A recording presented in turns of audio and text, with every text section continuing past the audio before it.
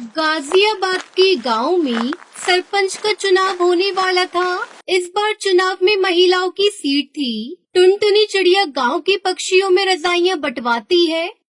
टुनटुनी, ये मैं क्या सुन रहा हूँ? तू प्रधानी का चुनाव लड़ रही है? हाँ मामा, सही कहा आपने। लेकिन ये चुनाव के चक्कर अच्छे नहीं होते। ये सब तो पैसों का खेल होता है बेटा। हमारे पास तो इतने पैसे भी नहीं है। मामू, आप फिक्र मत कीजिए, मेरी कालू कौवे से बात हो गई है। वो कह रहा था कि चाहे जो भी हो जाए, जो गांव की पुरानी प्रधान सुंदरी देवी को वो प्रधान बनने नहीं देगा, क्योंकि उसने कभी गांव में किसी का भला नहीं सोचा। वो सिर्फ अपने बारे में सोचती है। बात तो तू सही कह रही है। वह जब से प्रधान बनी है, उसने आज तक किसी भी जंगल वाले की कोई मदद नहीं की। बस अपनी कोठी गाड़ियाँ यही बनाती गई है। लेकिन एक बात बता, हम पैसे कहाँ से लाएंगे? मामू, आप फिक्र मत कीजिए। कालू ने कहा है कि मुझे बस चुनाव में खड़ा होना है और आगे जाकर एक अच्छी प्रधान बनना है। बाकी सारे पैसे तो वही लगाएगा। अगर ऐसी बात है तो ठीक है, तू जरूर लड़। बस हमारे घर की इज्जत का ध्यान रखना बेटा, क्योंकि तेरे माँ बाप ने जाते समय तुझे मेरे ही हाथों में सौंपा था।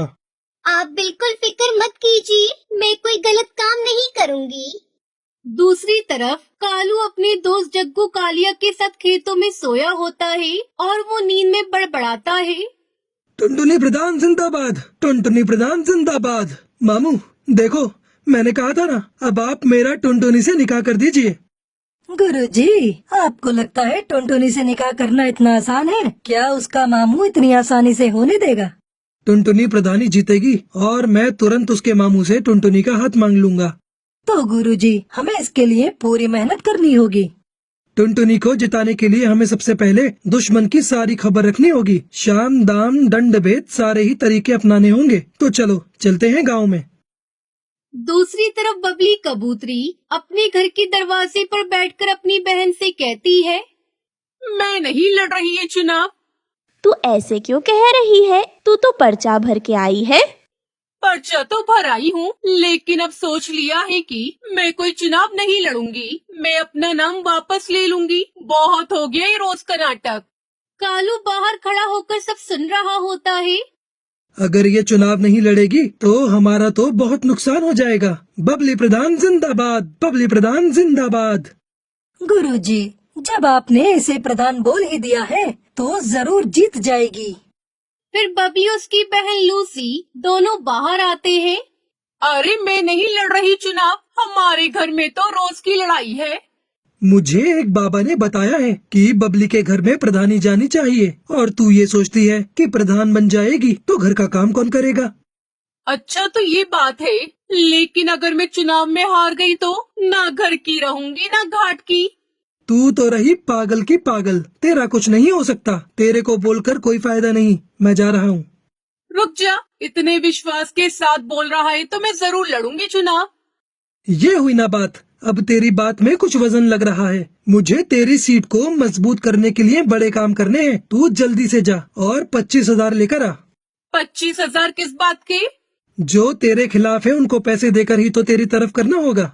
मैं क्यों दूं पैसे? एक तरफ तो तू कह रहा है कि बाबा ने तुझे बताया है कि मैं ही चुनाव जीतूंगी, फिर तू पैसे क्यों मांग रहा है? बाबा ने ये भी बताया है कि तेरे दुश्मन पैसों से बड़े ताकतवर हैं और वे पैसे खर्च करके तुझे हराने की पूरी कोशिश करेंगे। अगर ऐसी बात है तो मैं पैसों में आग लगा दूंगी। अभी लेकर आती हूँ पैसे। बबली कबूतरी कालू को पैसे दे देती है। बबली प्रधान जिंदाबाद, जिंदाबाद, जिंदाबाद। अपने लिए 5-6 अच्छे सूट बनवा ले चुनाव के प्रचार में जाने के लिए। बाकी तेरे पोस्टर मैं बनवा दूंगा, उसके लिए पैसे अलग से दे दे मुझे। अलग से कैसे पैसे? 25,000 की जगह 30,000 दिए हैं। ठीक है, पोस्टर के खर्चे का बाद में देख लेंगे। अब मुझे बहुत काम करना है, जाने दो। बबली प्रधान जिंदाबाद, जिंदाबाद, जिंदाबाद। बबली प्रधान जिंदाबाद करते हुए वो वहाँ से आगे निकल पड़ता है। कालू पूरा माहौल बना देगा, तुझे प्रधान भी बनवा देगा। गुरुजी, कमाल हो गया। 1 मिनट में 30,000। चलो सुंदरी प्रधान के घर। सुंदरी प्रधान जिंदाबाद, जिंदाबाद, जिंदाबाद। सुंदरी प्रधान जिंदाबाद। सुंदरी प्रधान जिंदाबाद करते हुए वो दोनों सुंदरी प्रधान के घर पहुंच जाते हैं। मेरे टक्कर का इस पूरे गांव में कोई नहीं है। प्रधानी का चुनाव तो मैं ही जीतूंगी। हाँ सुंदरी प्रधान, तुम बिल्कुल ही सही कह रही हो, तुम ही जीतोगी। मैं तो स्कूल में खड़ा होकर सारे वोट तुम्हारे ही नाम पर डलवाऊंगा। मेरा बस चले तो सबको भगाकर खुद ही तुम्हारे नाम पर वोट डाल दूं। कालू तू याद रखना मुझे। इसमें याद वाली क्या बात है? मेरे दादा परदादा, इसके दादा परदादा सब हमेशा से ही तेरे साथ हैं।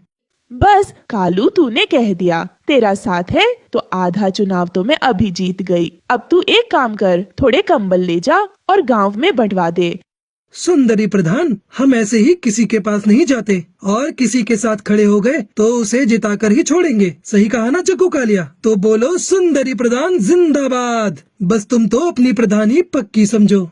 वैसे तो मुझे खुद पर पूरा विश्वास है। अब तुमने कह दिया तो विश्वास और पक्का हो गया। अरे हम जो बताने आए थे वो तो भूल ही गए। मेरे पास बबली आई थी नोटों की थैली लेकर। हमने वो पैसे नहीं लिए। जब उसको वोट ही नहीं देना है तो थैली क्यों लेना है? अच्छा किया। अगर तेरा समर्थन मिल गया कालू तो मुझे हराने वाला कोई नहीं है।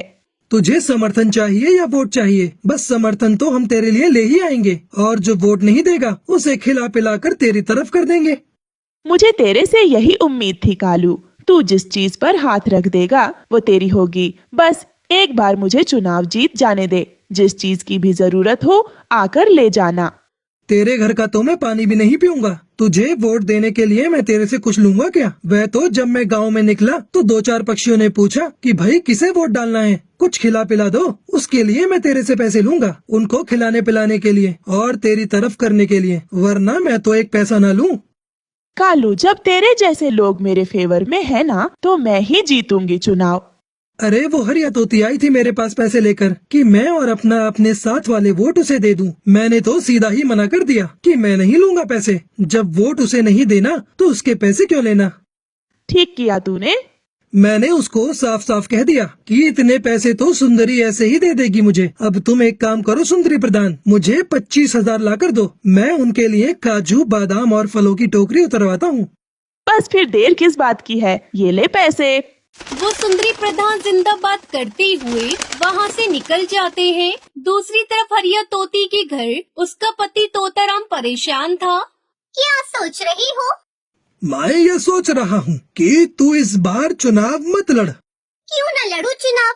मेरी बात हो गई है, सारा गांव मेरे साथ है। अरे 2 बार तो मैं भी चुनाव लड़ चुका, देख हार के बैठा हूँ। तुम हार गए लेकिन मैं तो जीतूंगी। अरे रहने दे, तू क्यों घर को बर्बाद करने पर तुली हुई है? तुम कुछ भी कहो, मैं तो लड़ूंगी चुनाव और जीतूंगी भी। तभी कालू आता है।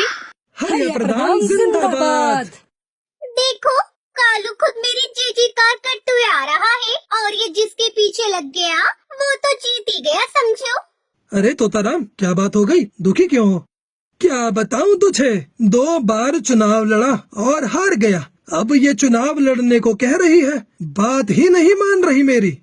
अब हार की बात करेगा तो हारेगा ही। जीत की बात कर, जीत की। पीछे मुड़कर देखना छोड़ दे और आगे की तरफ बढ़। कौन समझाए?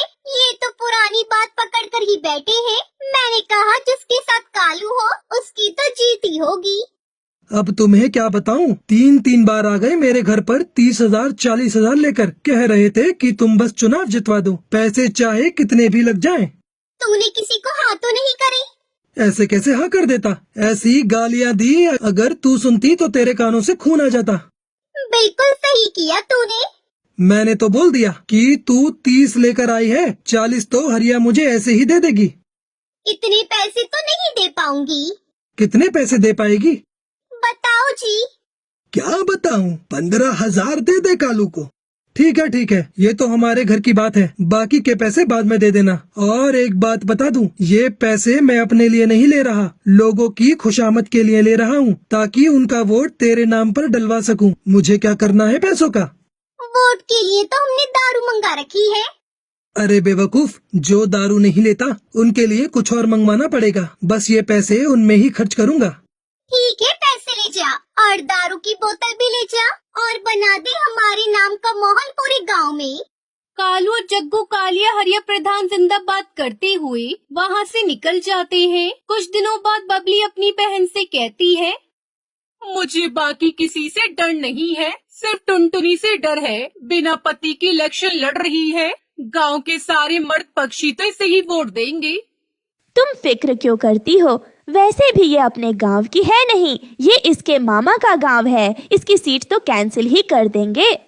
वोटिंग का दिन आता है और गांव में वोट पड़ते हैं। सुनो गांव वालों, हमारे अधिकारी जी ने वोटों की गिनती कर ली है। अब वह परिणाम की घोषणा करेंगे। गांव वालों, टुनटुनी 103 वोटों से आगे है और वह गांव की प्रधान घोषित की जाती है। टुनटुनी कालू सब नाचने लगते हैं। गांव वालों, हमें पंचायत बुलानी होगी। यह चुनाव गैर कानूनी हुआ है। हाँ हाँ, सही कहा तोताराम ने। ये चुनाव गैर कानूनी है। टुनटुनी तो इस गांव की है ही नहीं, फिर ये चुनाव कैसे लड़ सकती है? गांव की चौपाल पर पंचायत बिठाई जाती है। गांव वालों, तोताराम का ये कहना है कि टुनटुनी इस गांव में गलत तरीके से चुनाव जीती है, क्योंकि वह इस गांव की है ही नहीं, इसलिए चुनाव दोबारा होंगे। क्यों होगा दोबारा चुनाव? मैं प्रधान बनी हूँ, मुझे जिताने वाले गांव के पक्षी ही हैं। हम पागल हैं जो हमने चुनाव के लिए 10 बीघा जमीन बेच दी। मैंने कोई गैर कानूनी तरीका नहीं अपनाया है। चुनाव लड़ने जीतने के लिए मैं इस गांव की हूँ। मेरा निकाह इस गांव में हुआ है और इस हिसाब से मैं यहाँ चुनाव लड़ सकती हूँ।